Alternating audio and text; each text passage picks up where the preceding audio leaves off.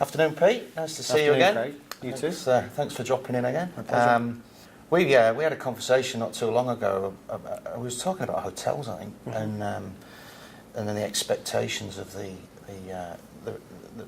call it residents or visitors. What do you call them? The guests. Yes. And you brought up a term, frictionless, and in relation to technology. Can you give me a bit more about that and tell us where you're coming from with that? Absolutely. Yeah. So whether it's a hotel environment or a commercial environment, even at home, right? The whole idea with frictionless is removing the barriers to technology. So that's what we're referring to there. So, for instance, you walk into a hotel, you walk in and you go to turn the TV on, and first of all you've got to find the remote, and then there's two remotes in the room, and it's like they're both Sony remotes. Which one do I use? You're trying to work it. Oh, you haven't put the card in by the door, the little room key, you haven't put that in by the door, so there's no power in there. So you then find your room key and you go and do that. Then you go back to the remote controls and you work out which one it is. And then a menu comes up on there and it's like, what do you want to do? And you're flicking through. That's the friction, right? There's a lot of friction. There's a lot of hurdles. There's a lot of things that we need to do just to turn the TV on, just to watch a movie or a particular channel you may want. And the whole idea is you want to remove all that. And one way to do that is through voice. Okay. All right. So you want to turn the TV on. Hey Alexa, turn the TV on. There's no friction there, right? I haven't had to do anything. Sure, I've had to talk, but I haven't had to find the remote. Maybe the batteries have run out in the remote and I'm trying to put some new ones in. All those kinds of, that's the friction that we refer to. Yeah. And in a commercial environment, you talk about, say, room bookings. So you walk up to a room. Is the room in use? You've actually got to maybe get on your computer and check that, and then you might find that it is free, and then you walk into the room and you're presented with a complex touch panel, and you want to do a video conferencing call, and this touch panel is different to the touch panel in the room next door, and it looks and feels different. How do I use it? And then there's some sort of anxiety that can come over the users because they're actually presented with this complex page full of coloured buttons which they don't know what to do. Right? That's the friction. Once again, imagine if you could walk in there and say, hey Google, start video conference, call Craig. So is frictionless a concept, or is it something that in reality is coming? I don't think it's a concept. I mean, things like or is voice, it just something we want?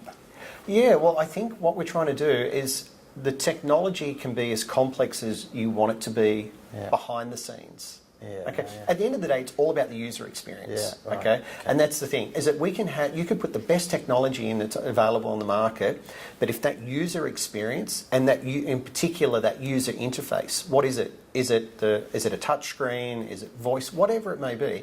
If that is not intuitive, then the whole user experience is lost. I mean, it could be the quality of the audio in the room. It could be, the chairs, all these kinds of things. It's all about that user experience. Part of that is that frictionless approach to be able to do what you want to do. When we want to communicate with each other, we're either sending a text message or a phone call or an email. All right? So there's not a lot of friction there. But when you walk into, I know for myself, like when I don't know if you've noticed it, when you, say, travel down to Melbourne or over to Perth, the parking now is all via your mobile phone, right? So there's a sign there that says, all right, download this app, right? And you download the app, and then it says, put your registration number in. It's like, oh, geez, I've got a hire car. What is that? What's that rego number? I'm putting the rego number in.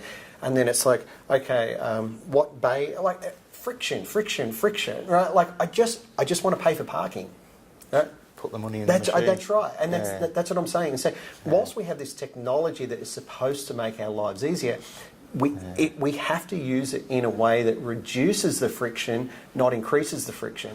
Which begs the question: when do you need it? When don't you? Well, that's right. Exactly right. Correct. Yes. So it's put the money in the machine, get the ticket, off we go. But the whole that whole thing around walking into a hotel room, for example, and you've got your music list up and all that kind of thing. Have you seen that actually come through in any projects that you've been involved with? We're starting to see voice smart speakers, as they call them, or voice assistant, deployed in hotels.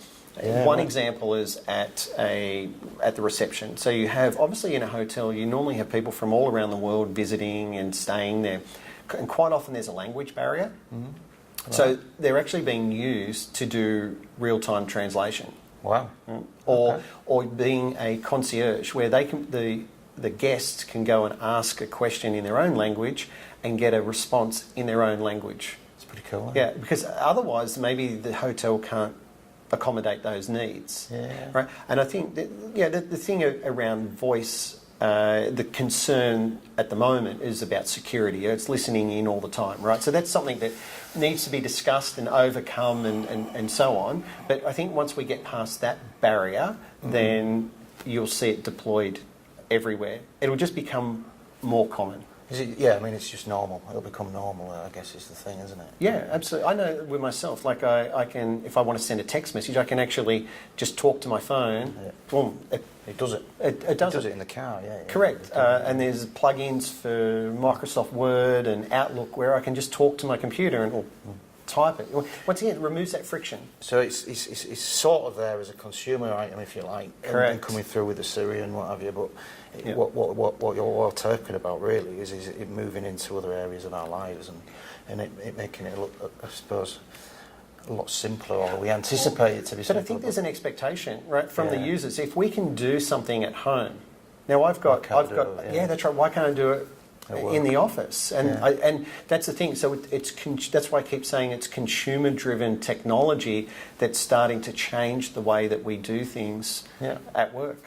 It's interesting, isn't it? How it's going, moving quick. Absolutely. I wonder if they've got a speaker for you in Australia and me in Yorkshire, and we can get that out there. Well, there's actually plenty of videos on YouTube where they've actually got Scottish people in particular trying to talk to Alexa and not understanding, and it's actually quite amusing. And they have to put accents on, to get it to work. It comes back completely different. Correct. Yeah. So there is those challenges there around dialect and accents and so on. But on a whole, the systems work really well. Yeah. It's great. Thanks for your time. My pleasure.